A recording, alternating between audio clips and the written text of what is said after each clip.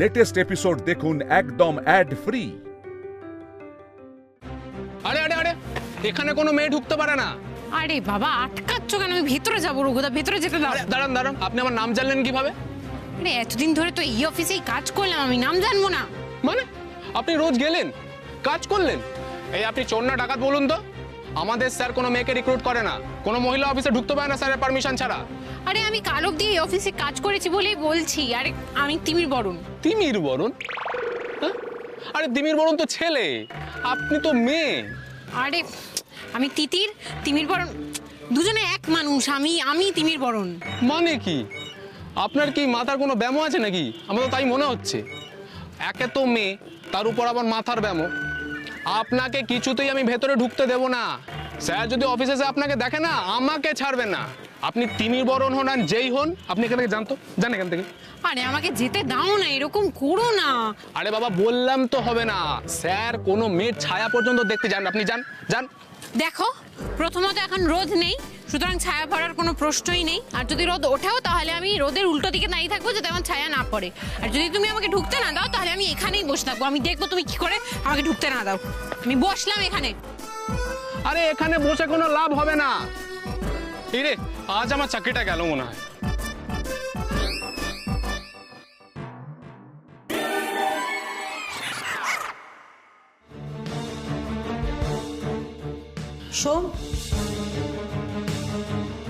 শোন, একটা কথা বলবো? বলছি আজকে না আর অফিসে যাস না রে, কারণ দিদিও তো তোকে না বলেছে। কি দরকার বল? জানি আমাকে অফিসে আজকে যেতেই হবে। হ্যাঁ, ও দাদু ভাই, যেতেই হবে? মানে যেতে হবেই?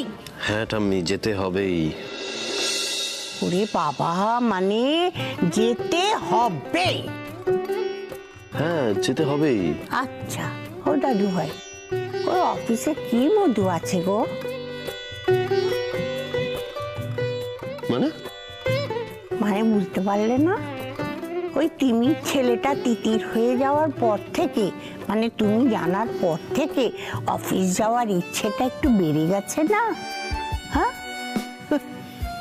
আরে দাদু ভাই, আরে বাবা, মুনি ঋষিদের মন টলে যায়, আর আমার দাদু ভাই তো কোন ছাড়। মা, আপনি আপনার দাদু ভাইকে ভালো করে চিনতে পারেননি। ওই মেয়েটাকে সহ্য করতে পারে না, ঘেন্না করে ওই মেয়েটাকে। আচ্ছা, ঘেন্না করে? ঘেন্না? ও বৌমা, ঘেন্না যদি করতোই তাহলে পুলিশে ধরিয়ে দিতে বারণ করলো কেন?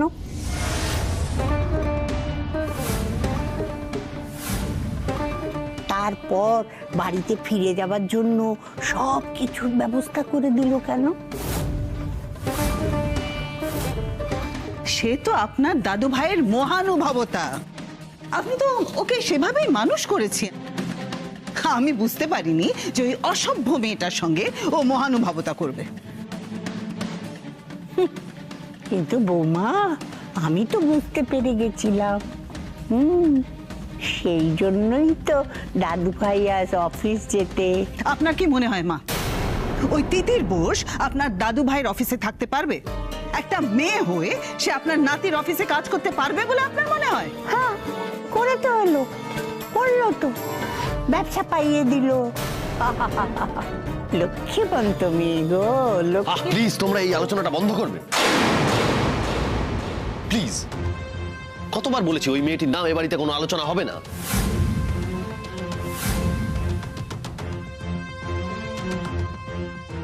তারপরেও আরেকটা কথা সকলে শুনে নাও প্লিজ। ওই মেয়েটির কাজের ব্যাপারে এখানে আর কোনো কথা হবে না। ওই মেয়েটি ঠক, প্রতারক। আমার সঙ্গে চিট করেছে ও।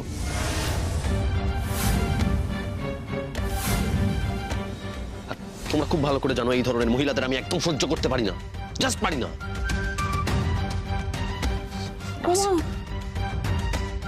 দাদু ভাই ঠক, প্রতারক মেয়েটা? আমি তো এমন কথা জীবনে শুনিনি দাদু ভাই, যে ঠক প্রতারক সে নিজের কথা নিজেই বলে দিচ্ছে।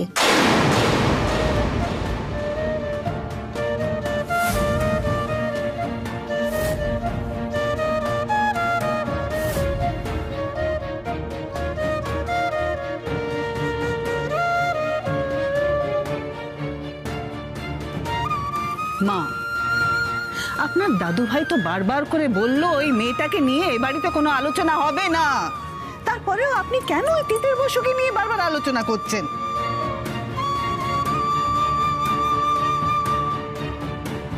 তুই আয় বাবা, হ্যাঁ, আর সন্ধ্যেবেলা তাড়াতাড়ি ফিরবি, কেমন? বেশ, ঠিক আছে, আমি আসছি।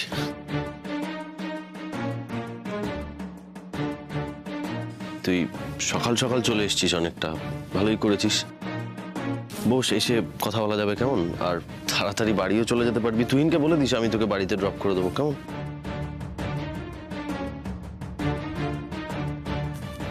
রাজন না আর ওর বাড়িতে ফিরবে না। বাড়িতে ফিরবে না মানে? রাজ্য, কি হয়েছে তোমার? কোন সমস্যা হয়েছে বলো তাহলে সেটা আমাকে। রাজ্য,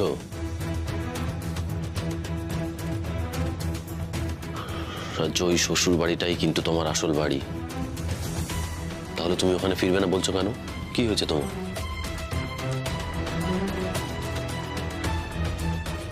কি হয়েছে এখনো বুঝতে পারছো না বাবা? তুহিন তোমার সঙ্গে জোচ্চুরি করেছে, জালিয়াতি করেছে। রাজন আর ওর সঙ্গে থাকবে না। যে ওর দাদা ভাইয়ের সঙ্গে চিটিং করতে পারে, দাদা ভাইকে ঠকাতে পারে, তার সঙ্গে ও কি করে সংসার করবে? সেটাও পারবে না। পাগলি বোন আমার, একদম চিন্তা করিস না, চিন্তা করিস না। আমি অফিসে, আমাকে যেতেই হবে, আসলে একটা খুব ইম্পর্টেন্ট মিটিং আছে। তো আমি ফিরে এসে তোর চোখের জল মুছিয়ে দেওয়ার দায়িত্ব তোর দাদা ভাইয়ের। একদম চিন্তা করবি না, কেমন? আসছি আমি, এলাম। দুর্গা দুর্গা দুর্গা দুর্গা দুর্গা দুর্গা। দাদু ভাই, তোমার কোনো ক্ষতি হতে সে দেবে না। আমার মন বলছে ওই মেয়ে আজ অফিসে আসবে আর তোমার সঙ্গে তার দেখাও হবে। তাই তো নিয়তি তোমাকে টেনে নিয়ে যাচ্ছে গো। হ্যাঁ গো দাদু ভাই। আরে বলছি তো কোনো লাভ হবে না, আপনি যান না, উঠুন না। আগে মিস্টার ব্যানার্জি আসবেন, তারপর।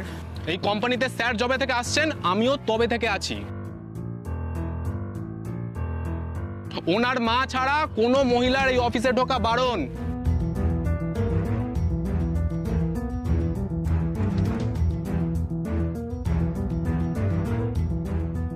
কি হয়েছে রে ভাই?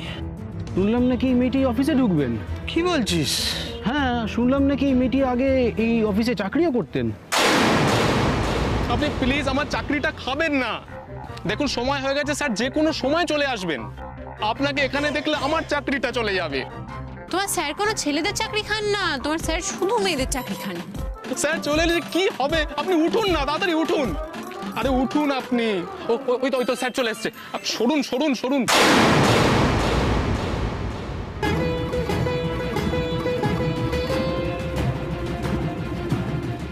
দেখুন, আমি জানি আপনি আমার মুখ দর্শন করতে চান না, আপনি কোনো রকম যোগাযোগ রাখতে চান না, কিন্তু আমার আপনার সাথে খুব জরুরি কথা আছে। আমাকে 10টা মিনিট সময় দিন, 10টা মিনিট প্লিজ। আপনি যান না, স্যার রাগ করছে, দেখছেন তো। পাঠিয়ে দিন ওনাকে।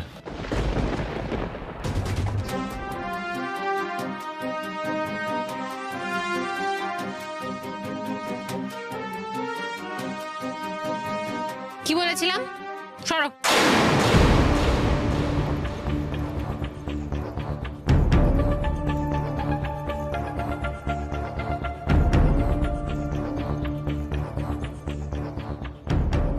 হ্যাঁ, হ্যালো মামনি, আমি রাজন্না বলছি। আমি জানি মামনি তুমি খুব টেনশন করছো আমার জন্য। কি করব বলো, আমার ফোনটাও চার্জ আউট হয়ে গেছে জানো, আর এখান থেকেও আমি তোমায় ফোন করতে পারছিলাম না। আমি জানি মামনি তুমি আমায় ফোন করেছিলে, কিন্তু মা তো আমায় ফোন দিচ্ছিলই না কথা বলতে। আমি কি করব? কার সঙ্গে ফোনে কথা বলছো রাজন্না? মা আমি বন্ধুর সাথে কথা বলছি। বন্ধু, হ্যালো।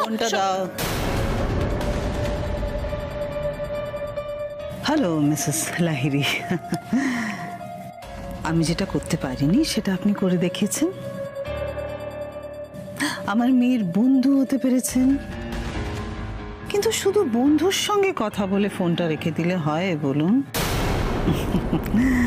আমার সঙ্গে কথা বলতে হবে না? আমি বেয়ান বলে কি আপনার বন্ধু হতে পারি না? এই যে আপনি মোটেই আমার মুখোমুখি হন না, এটা কি ঠিক বলুন? চলে আসুন, চলে আসুন, এবার আর আপনাকে ছাড়বো না। আমি একটা খুব ভালো কলম্বিয়ান কফি আনিয়েছি, আসুন না, দুই বেয়ান মিলে কফি খেতে খেতে গল্প করব। অনেক কিছু আলোচনা করার আছে আপনার সঙ্গে। একটা সিদ্ধান্ত নেওয়ার আছে। এ তো মায়ের সাংঘাতিক রূপ। কি সিদ্ধান্ত নেবে মা মামুনির সাথে?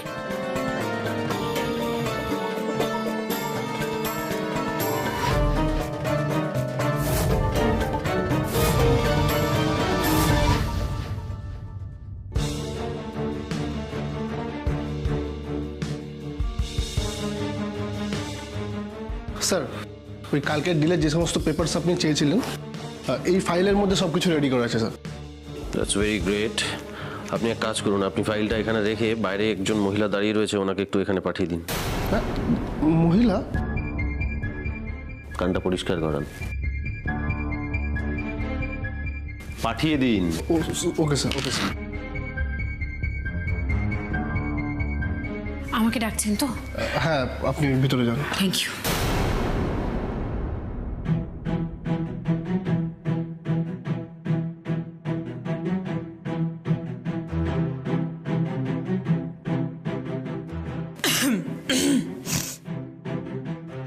আমি আপনার খুব বেশিক্ষণ সময় নেব না।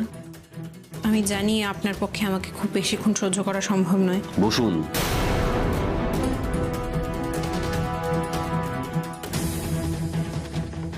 পুষ্প, শিওর? আপনার কোনো সন্দেহ আছে? না, মানে তাহলে বসুন।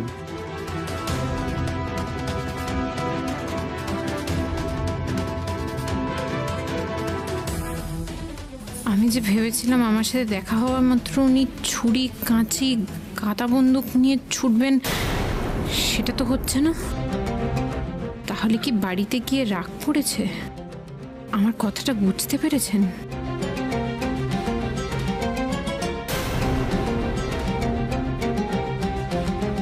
আপনি সেই ঘাটাল থেকে এত দূর এসে পৌঁছলেন, চা জল কিছু খাবেন তো? না, আমি একটা কথা। বসুন প্লিজ, বসুন। আপনি যে কথাটা বলতে এসেছেন সেটা আমি আপনাকে বলি। আপনি এটাই বলতে এসেছেন তো যে ছেলে আর মেয়ে দুজনেই সমান, ছেলেরা যেটা পারে মেয়েরাও ঠিক সেটাই করতে পারে। বিশেষ করে কালকে প্রজেক্টটা পাওয়ার পর সেটা আপনি প্রমাণ করেই দিয়েছেন, কি তাই তো? আর আপনি এই কথাটাই সেই সুদূর ঘাটাল থেকে আমার অফিসে বলতে এসেছেন, তাই না? এক সেকেন্ড।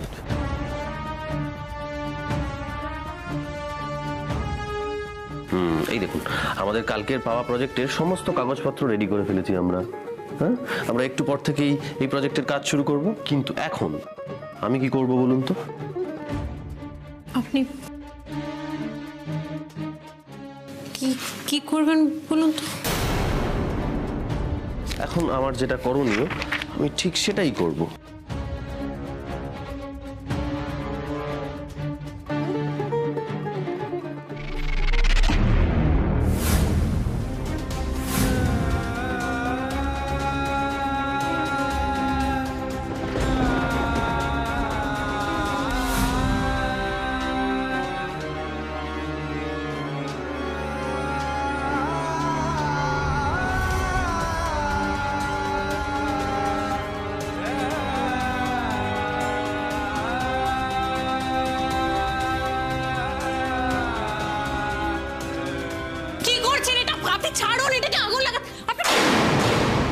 শেষ, সবটা শেষ।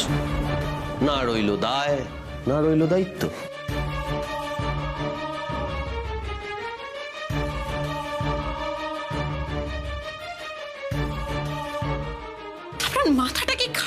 লেগেছে?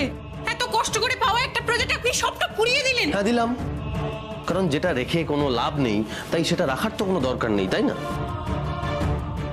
মানে মানেটা কি? লাভ নেই মানেটা কি? এত কষ্ট করে আমরা এই প্রজেক্টটা আপনি পেলাম। ভুল করছেন তিতির বসু, আপনি খুব বড় ভুল করছেন। আমরা বলে কিছু নেই, ছিল তিমির বরণ তলাপাত্র, সেটা মিথ্যে, তাই এই প্রজেক্টটাও মিথ্যে।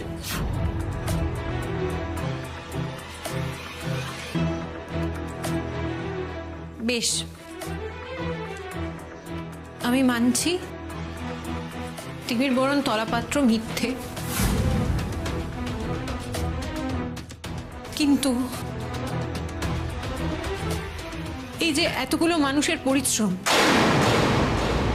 7 চাকা খাটনি, ব্রেনস্টর্ম, এগুলো তো মিথ্যে নয়। আপনি তো সবটা দেখেছিলেন, সবটা নিজের চোখের সামনে দেখে। মিথ্যে মিথ্যে, এই সবটা মিথ্যে। আমি বলছি এই সবটা মিথ্যে। আমি এই ব্যাপারটা আপনাকে আরো একটু পরিষ্কার করে বোঝাচ্ছি।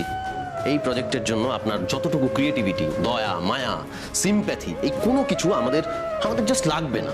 আপনার আনা ব্যবসা ব্যানার্জি টেক্সটাইল করবে না।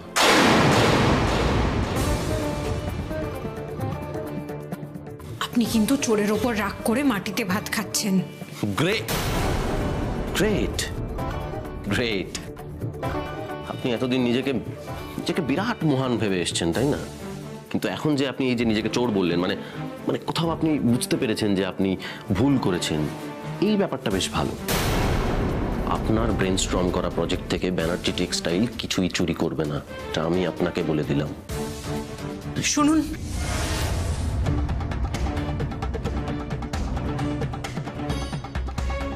এই প্রজেক্টটাতে শুধুমাত্র আমার খাটনি, আমার পরিশ্রম নেই। আপনি বারবার আমার কেন বলছেন? শুধুমাত্র আমি তো এই কোম্পানির প্রতিটা স্টাফ, প্রত্যেকটা এমপ্লয়ি, আমাদের গেটকিপার থেকে শুরু করে শ্যাম সিং, রঘু দাস, সবার রাত জাগা খাটনি রয়েছে এটার পেছনে, সবার কাজ রয়েছে। আপনি সেটা এভাবে পুড়িয়ে দিতে পারেন না। প্লিজ চুপ করুন আপনি। আর আমি কি করলাম, কি করব না, সে কৈফিয়ত আমি আপনার মতো প্রতারককে তো দেব না।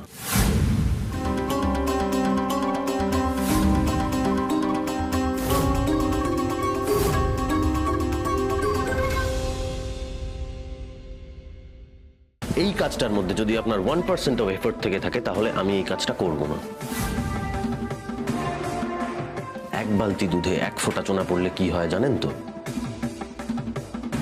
এক্ষেত্রে সেটাই হবে। এত জেদ লোকটার, এত সংকীর্ণ, এত একরোখা, এভাবে মানুষ বাঁচে কি করে?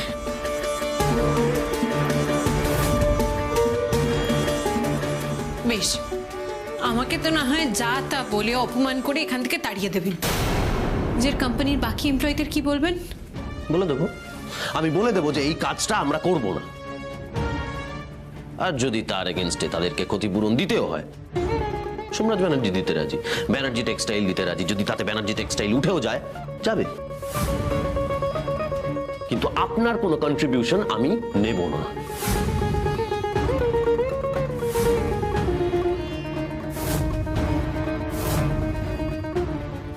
আমার রিগ্রেট হচ্ছিল জানেন তো, কিন্তু এখন না আমি বলতে বাধ্য হচ্ছি, আপনি একটা সাংঘাতিক ঘাটতারা লোক। হ্যাঁ, আমি ঘাটতারা, কিন্তু আপনার মতো অসৎ নই।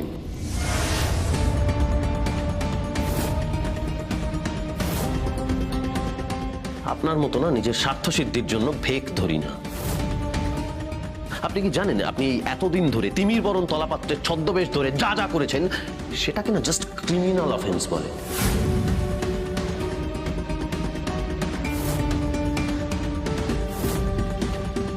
ক্রিমিনাল? আমি ক্রিমিনাল? আমি যদি ক্রিমিনাল হই, কালকে এত পুলিশ ছিল, আপনি আমাকে ধরিয়ে দিলেন না কেন বলুন? বলি কেন ধরিয়ে দিন? কারণ ধরিয়ে দিলেও না কোনো লাভ হতো না আপনাকে। কোথায় নিয়ে যেত বড়জোর আপনাকে? হাজতে। জেল বা হাজতের আরেক নাম কি জানেন? সংশোধনাগার। কি লাভ আপনাকে সেখানে নিয়ে গিয়ে? না আপনাকে বা আপনাদের মতো মহিলাদের সেখানে নিয়ে গিয়ে তো খুব একটা লাভ নেই, কারণ আপনারা তো কোনোদিন শুধরবেন না, আপনারা তো চানই না শুধরোতে, তাই না? আজ আমাকে ঠকিয়েছেন, কাল হয়তো রাম শ্যাম যদু মধু কাউকে একটা ঠকাবেন। মহিলারা জন্মেছে শুধুমাত্র ঠকাতে।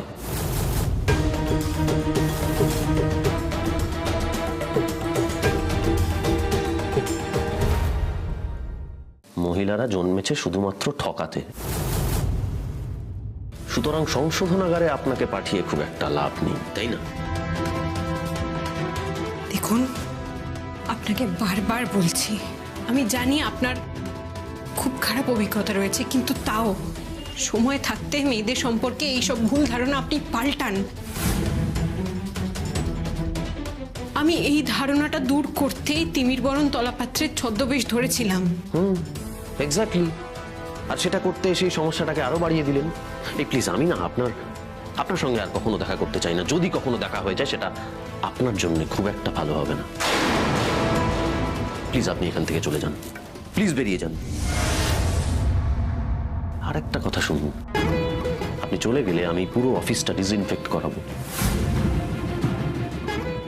বলা যায় না, আপনি হয়তো আমার অফিসের কোনো এমপ্লয়ের কোনো ক্ষতি করে রেখেছেন, কাউকে ঠকিয়ে রেখেছেন। প্লিজ আসুন, ওয়েট।